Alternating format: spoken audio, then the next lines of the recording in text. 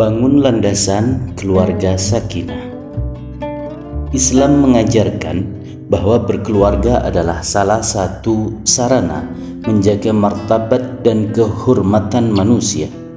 Karena itu, Islam menolak praktik-praktik berkeluarga yang menistakan martabat manusia sebagaimana dijalankan oleh masyarakat Arab pra-Islam. Misalnya, mengubur bayi perempuan hidup-hidup, menjadikan perempuan sebagai hadiah, jaminan hutang, jamuan tamu, mewariskan istri pada kerabat laki-laki suami, mengawini ibu, anak, saudara perempuan kandung, dan bibi, menuntut ketaatan mutlak istri, memperlakukan istri dan anak perempuan seperti budak, termasuk budak seksual, perilaku kekerasan dalam rumah tangga, KDRT, mengawinkan anak perempuan sebelum mengalami haid, memaksa anak kawin, dan merampas mahar dari perempuan. Selain menghapus, Islam juga membatasi dengan ketat beberapa praktik berkeluarga lainnya. Misalnya, membatasi jumlah istri dalam poligami dari tak terbatas menjadi maksimal 4 dengan syarat adil dan disertai dorongan kuat untuk monogami. Perceraian yang boleh rujuk yang semula tak terbatas menjadi hanya boleh 2 kali. Di samping itu, Islam juga memunculkan nilai baru untuk memperkuat keluarga. Misalnya penegasan bahwa perkawinan adalah janji kokoh, mitsaqun ghalidhun, perintah pergaulan yang layak, muasyarah bil ma'ruf antara suami dan istri, dan pengaitan ketakwaan dan keimanan dengan perilaku dalam berkeluarga. Islam juga memberikan perempuan hak waris, hak sumpah untuk membatalkan sumpah suami yang menuduhnya berzina tanpa saksi, hak cerai gugat, khulu, dan masih banyak hal lainnya. Sayangnya, beberapa sikap dan tindakan tidak manusiawi dalam kehidupan keluarga seperti pada masa jahiliyah ternyata masih dijumpai hingga hari ini. Misalnya, perkawinan paksa, perkawinan anak, poligami yang disertai penelantaran keluarga, kekerasan dalam rumah tangga, dan lain-lain. Sikap dan tindakan buruk semacam itu jelas mengancam sulitnya perkawinan yang kokoh dan keluarga bermartabat dan harmonis, sakinah, untuk terwujud. Calon pasangan suami istri perlu memiliki landasan dan bekal pemahaman yang cukup tentang kehidupan keluarga yang baik dan sesuai tuntunan agama. Hal ini meliputi perencanaan yang matang, tujuan yang jelas, dan bekal cukup agar perkawinan bisa kokoh dan mampu melahirkan keluarga sakinah. Status manusia sebagai hamba Allah dan khalifah. Setiap manusia sebagaimana makhluk lainnya sejak lahir mempunyai status melekat sebagai hamba Allah. Namun demikian, berbeda dengan makhluk lainnya, manusia mempunyai amanah sebagai khalifah yang bertugas memakmurkan bumi. Status dan amanah ini terus melekat dalam diri manusia sehingga perkawinan dan keluarga pun tidak melunturkannya. Perkawinan bukan hanya demi memenuhi kebutuhan seksual secara halal, namun juga sebagai ikhtiar membangun keluarga yang baik. Keluarga berperan penting dalam kehidupan manusia, baik secara personal, masyarakat, dan negara. Keluarga adalah wadah untuk meneruskan keturunan dan tempat awal mendidik generasi baru untuk belajar nilai-nilai moral, berpikir, berkeyakinan, berbicara, bersikap, bertakwa, dan berkualitas dalam menjalankan perannya di masyarakat sebagai hamba dan khalifah Allah. Status sebagai hamba Allah setidaknya mempunyai 2 arti. Pertama, manusia hanya boleh menjadi hamba Allah semata. Mereka dilarang keras diperbudak oleh harta, jabatan, lawan jenis, maupun kenikmatan dunia lainnya oleh manusia maupun makhluk Allah lainnya. Kedua, Sebagai sesama hamba Allah, manusia juga dilarang keras memperhamba manusia atau makhluk Allah lainnya. Ketaatan mutlak hanya boleh diberikan kepada Allah, dan ketaatan pada sesama makhluk hanya boleh jika tidak bertentangan dengan ketaatan kepada Allah. Hal ini berarti bahwa ketaatan kepada sesama makhluk harus sejalan dengan ketaatan kepada Allah, sehingga dilarang dalam hal maksiat dan kejahatan. Dalam Al-Quran surat Al-Hujurat ayat 13, Allah Subhanahu wa Ta'ala menegaskan bahwa status sosial seseorang, baik itu di dalam keluarga maupun masyarakat, sama sekali tidak menentukan kemuliaannya sebagai hamba Allah. Satu-satunya ukuran mulia di hadapan Allah adalah ketakwaan.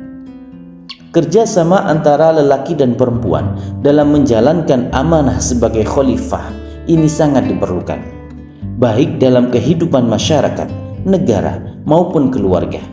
Dalam Quran surat At-Taubah ayat 71, Allah menegaskan, وَالْمُؤْمِنُونَ وَالْمُؤْمِنَاتُ بَعْضُهُمْ أَوْلِيَاءُ بَعْضٍ يأمرون بالمعروف وينهون عن المنكر ويقيمون الصلاة ويؤتون الزكاة ويطيعون الله ورسوله أولئك سيرحمهم الله إن الله عزيز حكيم. Laki-laki yang beriman dan perempuan yang beriman adalah saling menjadi penolong atau penjaga bagi lainnya. Mereka saling menyuruh mengerjakan yang ma'ruf, mencegah dari yang mungkar, mendirikan sholat, menunaikan zakat, dan taat kepada Allah dan Rasul-Nya. Mereka itu akan diberi rahmat oleh Allah. Sesungguhnya Allah Maha Perkasa lagi Maha Bijaksana. Dalam hal mencegah kejahatan, nahi mungkar, semua keluarga harus menjadi tempat berlindung paling aman dari aneka masalah sosial yang berkembang di masyarakat, seperti kekerasan, pergaulan bebas, korupsi, perdagangan manusia, narkoba, maupun lainnya. Keluarga jangan sampai menjadi tempat yang mengerikan karena menjadi sarang kejahatan, seperti tindak KDRT, atau menjadi sumber masalah sosial. Dalam hal memerintahkan kebaikan, amar ma'ruf, keluarga harus mampu memberikan manfaat seluas-luasnya pada masyarakat, baik melalui perilaku, materi, maupun melalui keturunan yang baik, dzurriyyah thayyibah, atau generasi berkualitas. Tanggung jawab ilahi dan insani dalam perkawinan. Setiap perbuatan seorang muslim, termasuk perkawinan, selalu mengandung aspek ibadah jika dilakukan atas dasar keyakinan bahwa Allah mengizinkan, dan aspek muamalah karena bersinggungan dengan hak orang lain, baik sebagai warga masyarakat maupun sebagai warga negara. Seperti telah disebut di atas, Allah menyebut perkawinan sebagai janji kuat, mitsaqan ghalidhan. Kata ini hanya digunakan 3 kali dalam Al-Quran, yaitu janji antara Allah dan para Rasul-Nya, Quran surat Al-Ahzab ayat 7, janji antara Rasul Musa alaihissalam dengan umatnya, Quran surat An-Nisa ayat 154, dan janji perkawinan, Quran surat An-Nisa ayat 21. Fakta ini mengisyaratkan bahwa di hadapan Allah, janji suami dan istri dalam perkawinan adalah sekuat perjanjian antara Rasul Musa alaihissalam dengan kaumnya. Bahkan sekuat janji yang diambil Allah Subhanahu wa Ta'ala dari para Rasul. Ini berarti perkawinan harus sah secara hukum agama dan dijalankan sesuai tuntunan agama. Suami dan istri harus mempertanggungjawabkan setiap tindakannya dalam perkawinan, baik yang diketahui oleh orang lain maupun tidak, kelak di hari perhitungan Yaumul Hisab. Dalam Quran surat Yasin ayat 65, Allah berfirman, اليوم نختم على أفواههم وتكلمنا أيديهم وتشهد أرجلهم بما كانوا يكسبون. Pada hari ini kami kunci mulut mereka, dan berkatalah kepada kami tangan mereka, dan memberi kesaksianlah kaki mereka terhadap apa yang dahulu mereka lakukan. Pengabaian atas tanggung jawab ilahi perkawinan membuat suami istri hanya akan menjalankan perkawinan dengan baik hanya jika pasangannya atau orang lain mengetahuinya. Sementara jika tidak ada yang mengetahui, mereka berani melakukan pengkhianatan tanpa rasa takut.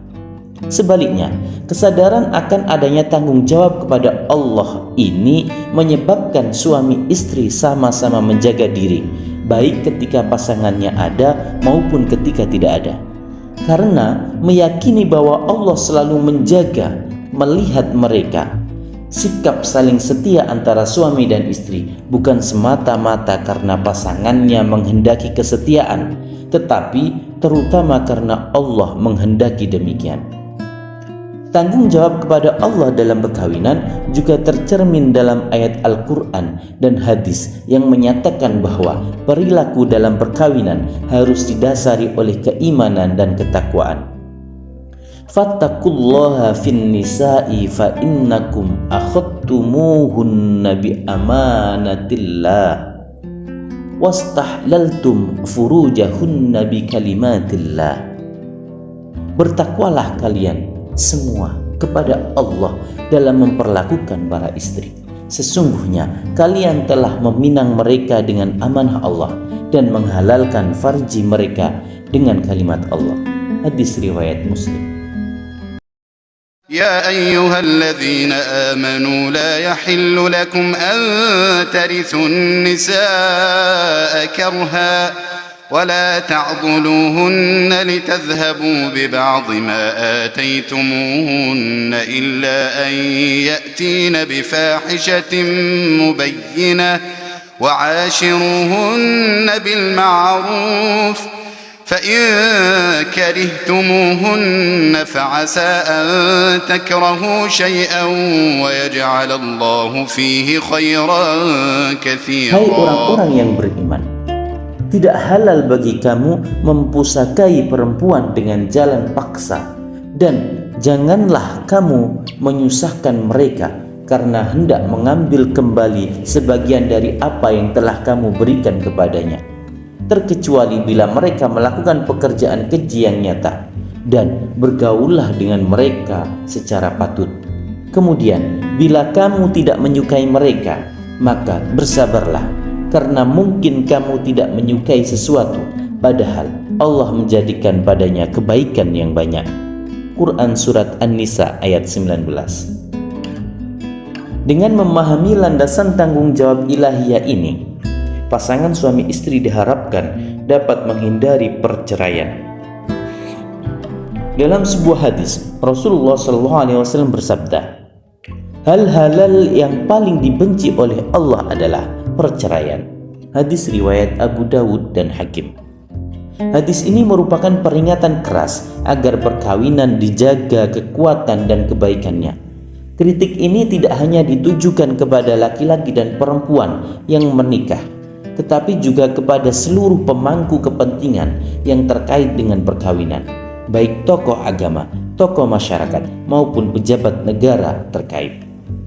Karena keluarga hidup dalam suatu negara, maka perkawinan juga harus sah secara hukum sebagaimana ditetapkan oleh negara. Ini sangat perlu karena keabsahan perkawinan dalam hukum positif negara akan berkaitan dengan hak dan kewajiban seluruh anggota keluarga di hampir semua aspek kehidupan. Perkawinan yang hanya sah secara hukum agama namun tak sah menurut hukum negara, maka kewajiban masing-masing pihak tak bisa dikontrol negara, dan hak-hak mereka dan anak mereka pun tak bisa dilindungi dan dilayani oleh negara. Misalnya, jika perkawinan tak dicatatkan dalam dokumen negara, maka perkawinan dan segala implikasinya ini tidak akan muncul dalam dokumen-dokumen negara seperti akta kelahiran, kartu keluarga, KTP, ijazah, dan lain-lain. Prinsip dalam perkawinan dan keluarga. Pergaulan suami istri, orang tua, anak, dan antar anggota keluarga besar terikat dengan prinsip-prinsip aspek muamalah, tindakan antar manusia pada umumnya. Dan prinsip prinsip dalam perkawinan dan keluarga pada khususnya. Apapun prinsip-prinsip dalam perkawinan dan keluarga yang disarikan dari ayat-ayat Al-Quran terkait adalah sebagai berikut. 1. Berdasarkan batas-batas yang ditentukan Allah. Al-qiyamu bi hududillah. Istilah hudud Allah atau batas-batas yang ditentukan Allah muncul dalam Al-Quran sebanyak 13 kali di 8 ayat, di mana satu ayat berkaitan dengan kekafiran dan kemunafikan Arab Badui dan 7 lainnya terkait perkawinan dan keluarga. A. Larangan menggauli istri saat iktikaf di masjid. Quran Surat Al-Baqarah ayat 187 satu kali disebut. Perselisihan suami istri, Quran Surat Al-Baqarah ayat 229 4 kali disebut. Tolak ba'in, Quran Surat Al-Baqarah ayat 230 2 kali disebut. Waris, Quran Surat An-Nisa ayat 13 1 kali disebut. Waris, Quran Surat An-Nisa ayat 14 1 kali disebut. Sumpah zihar, Quran Surat Al-Mujadilah ayat 4 1 kali disebut. Perceraian, Quran Surat At-Tolak ayat 1 2 kali disebut.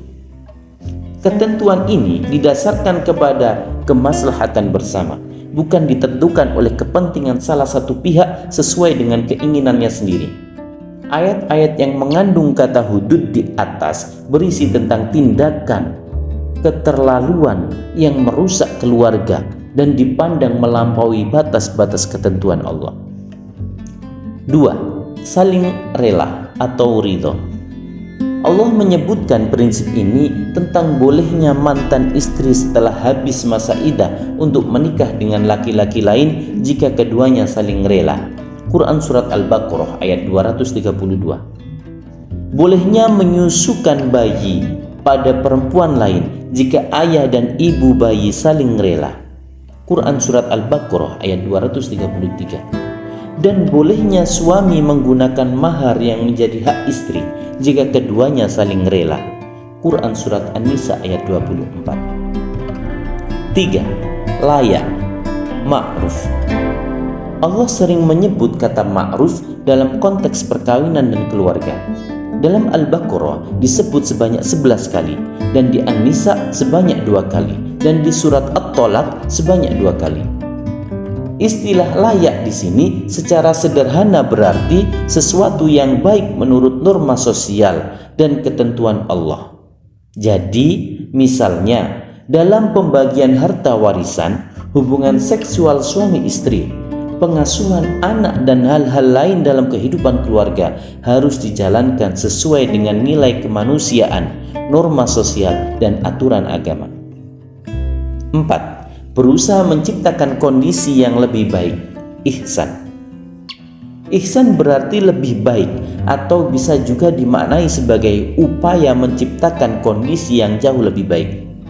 Al-Quran menyebutkan kata ini dalam konteks perkawinan sebanyak 2 kali.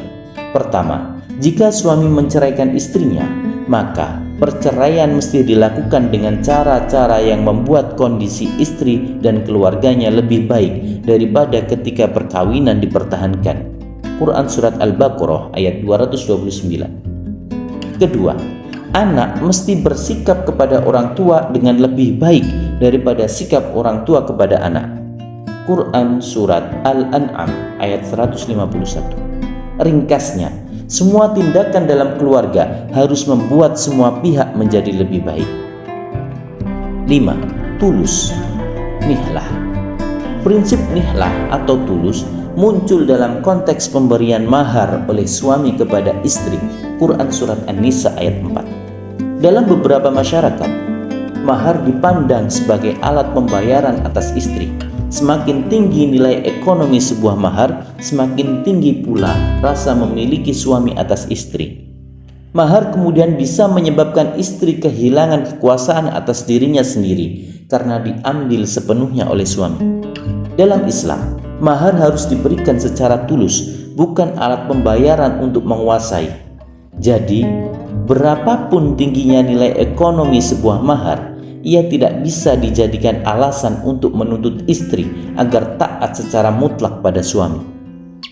Prinsip nihla ini menghendaki setiap pihak dalam keluarga untuk menyikapi harta secara arif, tidak sebatas mahar. Suami berkewajiban memberi nafkah kepada istri. Namun, berapapun besarnya nafkah itu, suami tetap tidak boleh sewenang-wenang kepada istri.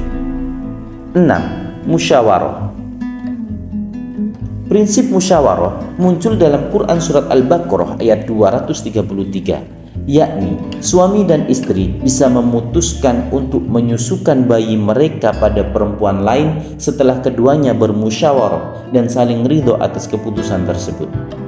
Secara umum, prinsip ini menghendaki agar keputusan penting dalam keluarga selalu dibicarakan dan diputuskan bersama. Kepala keluarga tidak boleh memaksakan kehendaknya.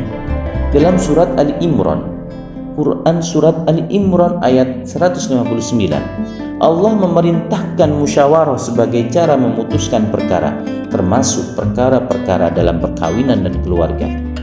7. Perdamaian, islah. Dalam hal perkawinan, Al-Quran menyebutkan kata islah sebanyak 3 kali. Pertama, seorang suami dalam masa talak rojai itu lebih berhak untuk menikahi istrinya dengan syarat mempunyai keinginan untuk berdamai.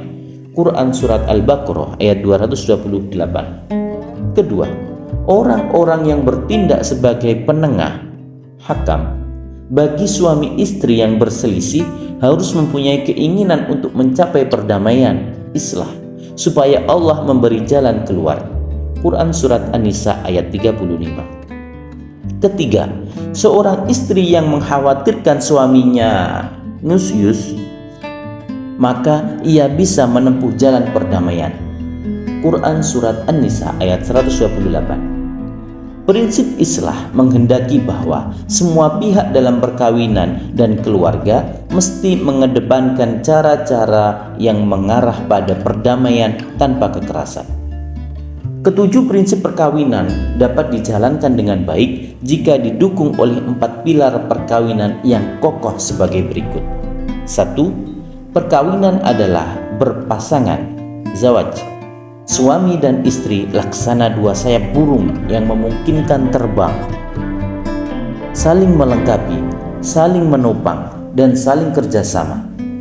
Dalam ungkapan Al-Quran, suami adalah pakaian bagi istri dan istri adalah pakaian bagi suami. Quran Surat Al-Baqarah ayat 187.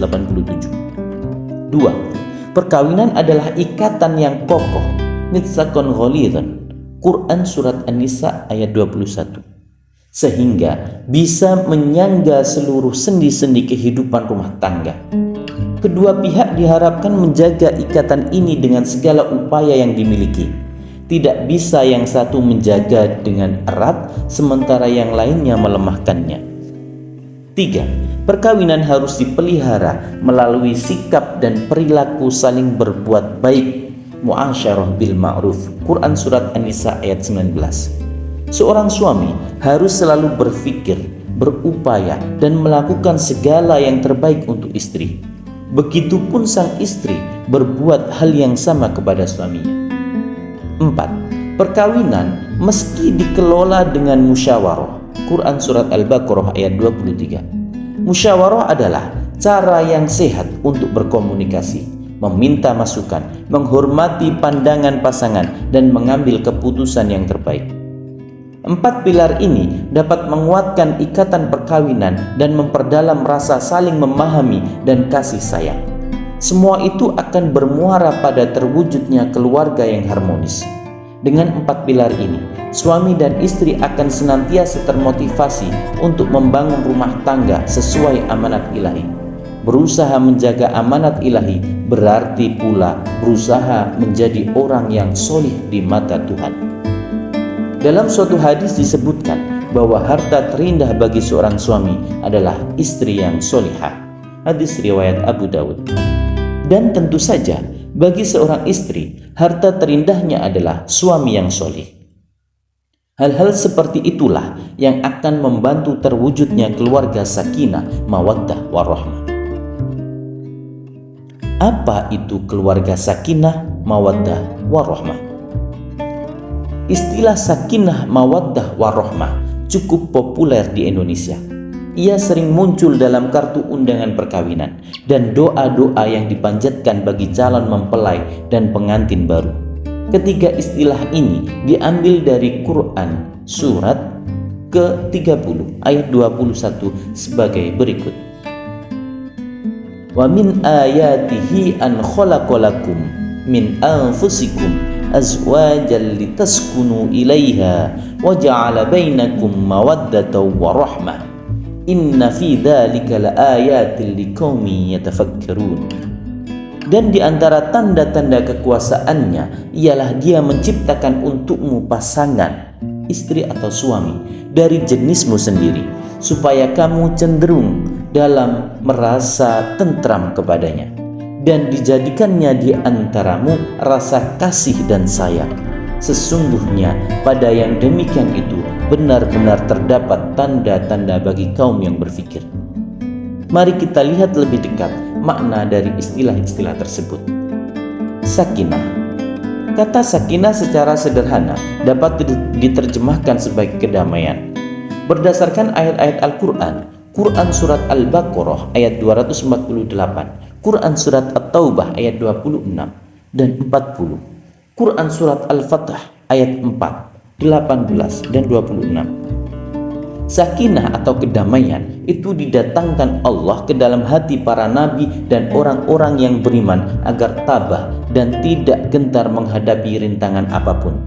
Jadi, berdasarkan arti kata sakinah pada ayat-ayat tersebut, maka sakinah dalam keluarga dapat dipahami sebagai keadaan yang tetap tenang meskipun menghadapi banyak rintangan dan ujian kehidupan. Mawaddah. Quraisy Shihab dalam pengantin Al-Quran menjelaskan bahwa kata ini secara sederhana dari segi bahasa dapat diterjemahkan sebagai cinta. Istilah ini bermakna bahwa orang yang memiliki cinta di hatinya akan lapang dadanya, penuh harapan, dan jiwanya akan selalu berusaha menjauhkan diri dari keinginan buruk atau jahat. Ia akan senantiasa menjaga cinta baik dikala senang maupun susah atau sedih. Rahmah. Secara sederhana dapat diterjemahkan sebagai kasih sayang. Istilah ini bermakna keadaan jiwa yang dipenuhi dengan kasih sayang. Rasa kasih sayang ini menyebabkan seseorang akan berusaha memberikan kebaikan, kekuatan, dan kebahagiaan bagi orang lain dengan cara-cara yang lembut dan penuh kesabaran. Jadi, keluarga ideal adalah keluarga yang mampu menjaga kedamaian dan memiliki cinta dan kasih sayang. Unsur cinta dan kasih sayang harus ada untuk saling melengkapi agar pasangan dapat saling membahagiakan. Kebahagiaan mungkin akan terasa pincang jika hanya memiliki salah satunya. Cinta mawaddah adalah perasaan cinta yang melahirkan keinginan untuk membahagiakan dirinya. Ungkapan yang bisa menggambarkan adalah, aku ingin menikahimu karena aku bahagia bersamamu. Sedangkan kasih sayang atau rahmah adalah perasaan yang melahirkan keinginan untuk membahagiakan orang yang dicintainya. Ungkapan ini menggambarkan rahmah. Aku ingin menikahimu karena aku ingin membuatmu bahagia. Pasangan suami istri memerlukan mawaddah dan rahmah sekaligus, yakni pasangan cinta yang melahirkan keinginan untuk membahagiakan dirinya sendiri sekaligus pasangannya dalam suka maupun duka. Tanpa menyatukan keduanya, akan muncul kemungkinan pasangan suami dan istri hanya peduli pada kebahagiaan dirinya masing-masing atau memanfaatkan pasangannya demi kebahagiaannya sendiri tanpa peduli pada kebahagiaan pasangannya. Ringkasnya, mawaddah dan rahmah adalah landasan batiniah atau dasar rohani bagi terwujudnya keluarga yang damai secara lahir dan batin. Ciri-ciri keluarga sakinah. Masyarakat Indonesia mempunyai istilah yang beragam terkait dengan keluarga yang ideal. Ada yang menggunakan istilah keluarga sakinah. keluarga sakinah mawaddah warahmah atau keluarga samara, keluarga sakinah mawaddah warahmah dan berkah, keluarga maslahah, keluarga sejahtera, dan lain-lain. Semua konsep keluarga ideal dengan nama yang berbeda ini sama-sama mensyaratkan terpenuhinya kebutuhan batiniah dan lahiriah dengan baik. Berikut ini disajikan 3 pendapat tentang ciri-ciri keluarga yang ideal tersebut. Pertama, ada yang berpendapat bahwa ciri keluarga sakinah mencakup hal-hal sebagai berikut. 1. Berdiri di atas fondasi keimanan yang kokoh. 2. Menunaikan misi ibadah dalam kehidupan. 3. Mentaati ajaran agama. 4. Saling mencintai dan menyayangi. 5. Saling menjaga dan menguatkan dalam kebaikan. 6. Saling memberikan yang terbaik untuk pasangan. 7. Musyawarah menyelesaikan permasalahan. 8. Membagi peran secara berkeadilan. 9. Kompak mendidik anak-anak. 10. Berkontribusi untuk kebaikan masyarakat, bangsa, dan negara. Kedua, organisasi Muhammadiyah menggunakan istilah keluarga sakinah yang dipahami sebagai keluarga yang setiap anggotanya senantiasa mengembangkan kemampuan dasar fitrah kemanusiaannya dalam rangka menjadikan dirinya sendiri sebagai manusia yang memiliki tanggung jawab atas kesejahteraan sesama manusia dan alam, sehingga anggota keluarga tersebut selalu merasa aman, tentram, damai, dan bahagia. 5 cirinya adalah sebagai berikut. 1. Kekuatan atau kekuasaan dan keintiman, power and intimacy.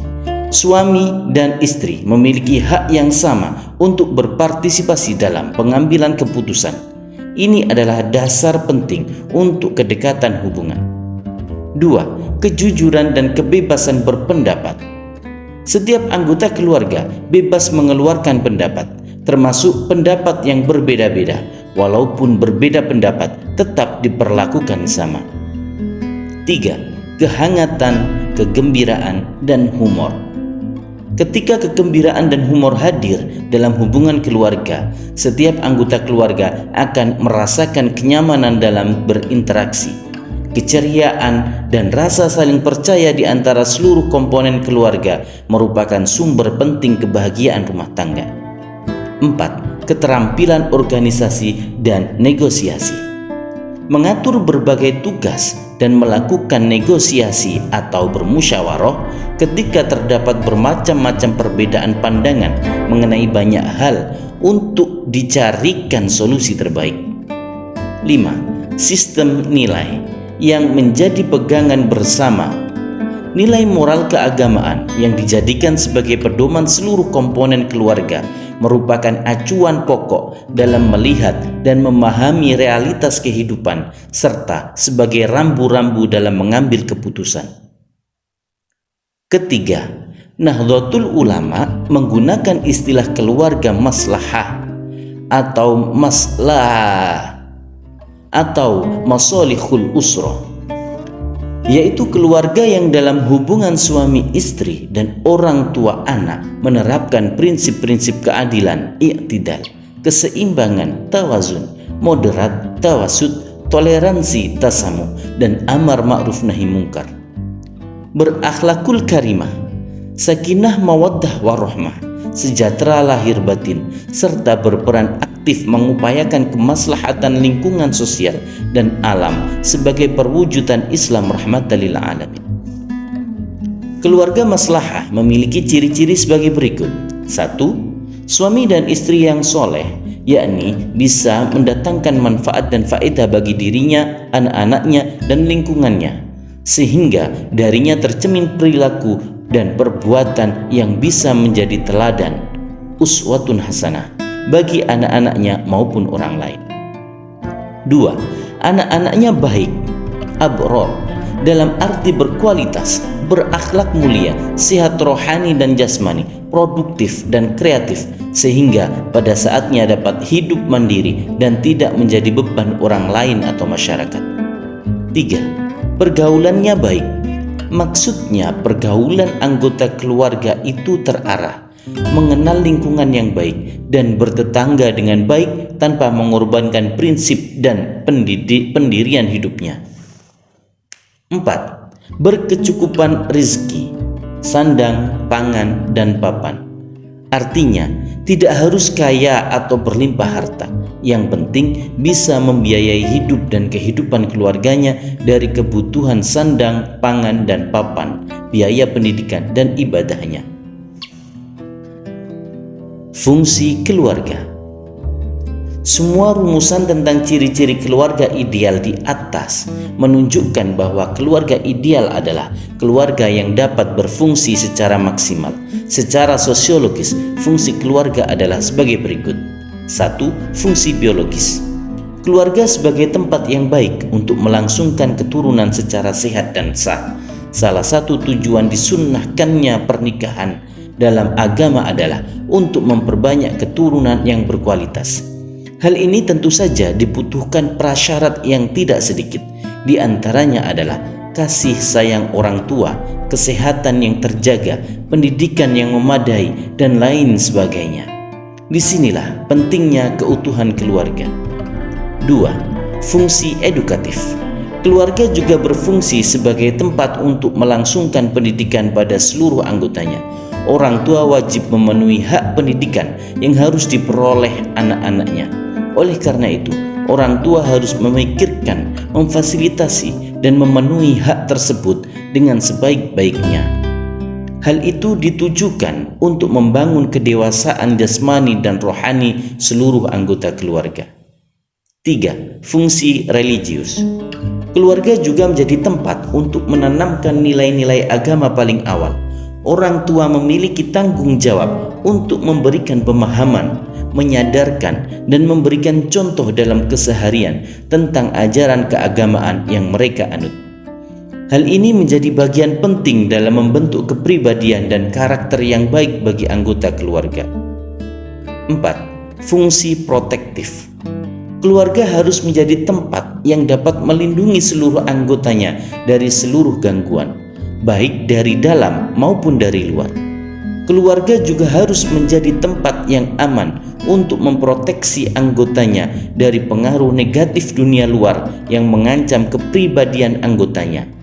Misalnya, pengaruh negatif media, pornografi, bahkan juga paham-paham keagamaan yang menyesatkan.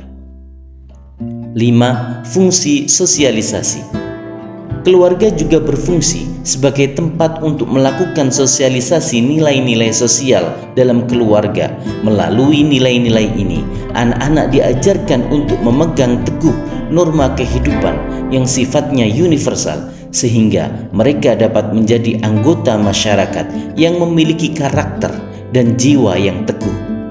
Selain itu, melalui fungsi ini, keluarga juga dapat menjadi tempat yang efektif untuk mengajarkan anggota keluarga dalam melakukan hubungan sosial dengan sesama. Karena pada dasarnya manusia adalah makhluk sosial, maka mereka membutuhkan hubungan antar sesama secara timbal balik untuk mencapai tujuan masing-masing. Dengan bersosialisasi pula, setiap anggota keluarga dapat mengaktualisasikan dirinya. 6. Fungsi rekreatif.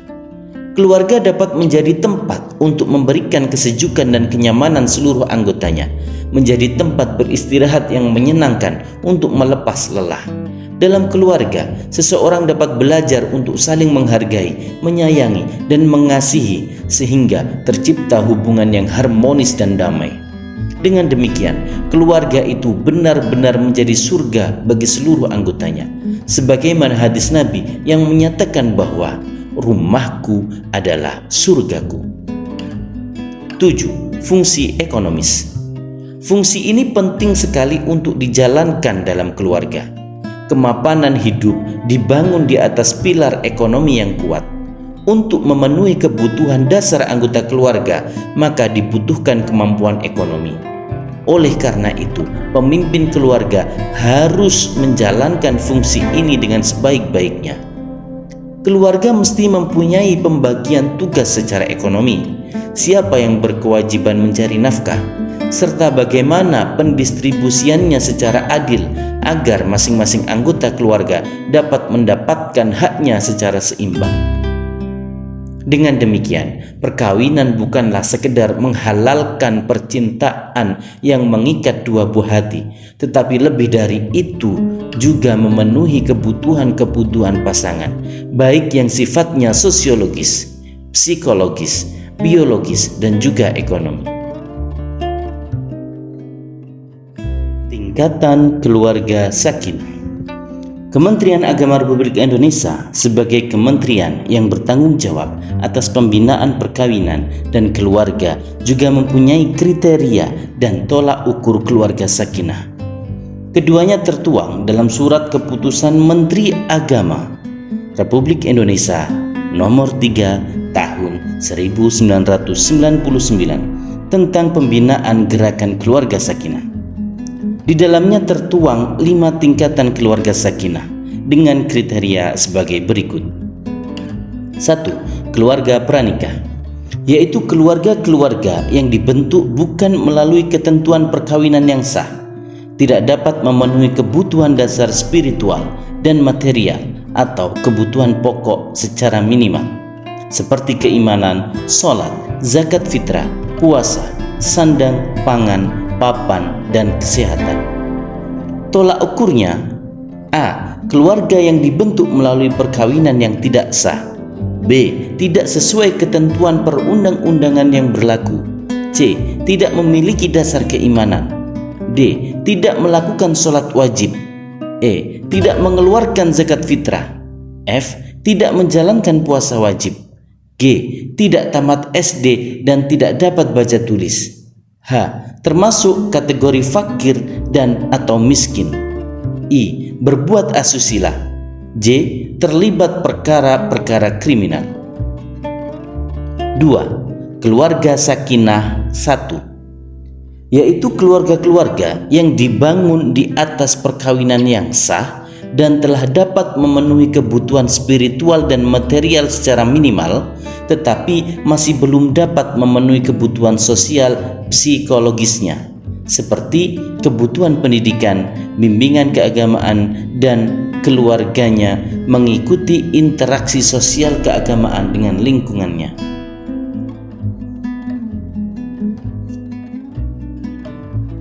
Tolak ukurnya: A. Perkawinan sesuai dengan peraturan syariat dan Undang-Undang Nomor 1 Tahun 1974. B. Keluarga memiliki surat nikah atau bukti lain sebagai bukti perkawinan yang sah. C. Mempunyai perangkat sholat sebagai bukti melaksanakan sholat wajib dan dasar keimanan. D. Terpenuhi kebutuhan makanan pokok sebagai tanda bukan tergolong fakir dan miskin. E. Masih sering meninggalkan sholat. F. Jika sakit sering pergi ke dukun. G. Percaya terhadap tahayul. H. Tidak datang di pengajian atau majelis taklim. I. Rata-rata keluarga tamat atau memiliki ijazah SD. 3. Keluarga sakinah tingkat 2, yaitu keluarga-keluarga yang dibangun atas perkawinan yang sah dan selain telah dapat memenuhi kebutuhan kehidupannya, juga telah mampu memahami pentingnya pelaksanaan ajaran agama serta bimbingan keagamaan dalam keluarga. Keluarga ini juga mampu mengadakan interaksi sosial keagamaan dengan lingkungannya, tetapi belum mampu menghayati serta mengembangkan nilai-nilai keimanan, ketakwaan, dan akhlakul karimah, infak, zakat, amal jariah, menabung, dan sebagainya. Tolak ukur tambahannya: A. Tidak terjadi perceraian kecuali sebab kematian atau hal sejenis lainnya yang mengharuskan terjadinya perceraian itu. B. Penghasilan keluarga melebihi kebutuhan pokok sehingga bisa menabung. C. Rata-rata keluarga memiliki ijazah SLTP. D. Memiliki rumah sendiri meskipun sederhana. E. Keluarga aktif dalam kegiatan kemasyarakatan dan sosial keagamaan. F. Mampu memenuhi standar makanan yang sehat serta memenuhi 4 sehat 5 sempurna. G. Tidak terlibat perkara kriminal judi, mabuk, prostitusi, dan perbuatan amoral lainnya. 4. Keluarga sakinah tingkat 3, yaitu keluarga-keluarga yang dapat memenuhi seluruh kebutuhan keimanan, ketakwaan, akhlakul karimah, sosial, psikologis, dan pengembangan keluarganya, tetapi belum mampu menjadi suri tauladan bagi lingkungannya. Tolak ukur tambahannya: A. Aktif dalam upaya meningkatkan kegiatan dan gairah keagamaan di masjid-masjid maupun dalam keluarga. B. Keluarga aktif dalam pengurus kegiatan keagamaan dan sosial kemasyarakatan. C. Aktif memberikan dorongan dan motivasi untuk meningkatkan kesehatan ibu dan anak serta kesehatan masyarakat pada umumnya. D. Rata-rata keluarga memiliki ijazah SMA ke atas. E. Mengeluarkan zakat, infak, sodako, dan wakaf senantiasa meningkat. F. Meningkatkan pengeluaran kurban. G. Melaksanakan ibadah haji secara baik dan benar sesuai tuntunan agama dan ketentuan perundang-undangan yang berlaku. 5. Keluarga sakinah tingkat 3+, yaitu keluarga-keluarga yang telah dapat memenuhi seluruh kebutuhan keimanan, ketakwaan, dan akhlakul karimah secara sempurna, kebutuhan sosial psikologis dan pengembangannya, serta dapat menjadi suri tauladan bagi lingkungannya. Tolak ukur tambahannya: A. Keluarga yang telah melaksanakan ibadah haji dan dapat memenuhi kriteria haji yang mabrur. B. Menjadi tokoh agama, tokoh masyarakat, dan tokoh organisasi yang dicintai oleh masyarakat dan keluarganya. C. Mengeluarkan zakat, infak, sodako, jariyah, wakaf, meningkat baik secara kualitatif maupun kuantitatif. D. Meningkatkan kemampuan keluarga dan masyarakat sekelilingnya dalam memenuhi ajaran agama. E. Keluarga mampu mengembangkan ajaran agama. F. Rata-rata anggota keluarga memiliki ijazah sarjana. G. Nilai-nilai keimanan, ketakwaan, dan akhlakul karimah tertanam dalam kehidupan pribadi dan keluarganya. H. Tumbuh berkembang perasaan cinta kasih sayang secara selaras, serasi, dan seimbang dalam anggota keluarga dan lingkungannya. I. Mampu menjadi suri tauladan masyarakat sekitarnya. Latihan sendiri. 1. Siapkan kertas HVS dan pena. 2. Gambarlah aliran sungai dari ujung kiri kertas sampai ke ujung kanan dalam posisi kertas melebar. Gambarlah 3 buah batu, yaitu 1 batu di ujung aliran sungai paling kiri, 1 batu paling kanan, dan 1 batu di sebelah kiri batu paling kanan. 4. Tuliskan di bawah batu pertama usia saat ini, di bawah batu kedua usia maksimal harapan hidup, dan di bawah batu ketiga gambaran singkat kondisi seperti apa yang ingin dialami bersama keluarga di hadapan Allah kelak setelah hari perhitungan atau yaumul hisab. 5. Gambarlah batu sejumlah kelipatan 5 mulai dari usia saat ini hingga usia maksimal harapan hidup, dan letakkan batu-batu tersebut di sepanjang aliran sungai. 6. Tuliskan usia kelipatan 5 tersebut di atas batu dan menuliskan 1 capaian hidup yang paling ingin diraih di setiap tahapan 5 tahunan tersebut, di bawah setiap batu yang selaras dengan tujuan paling akhir hidup.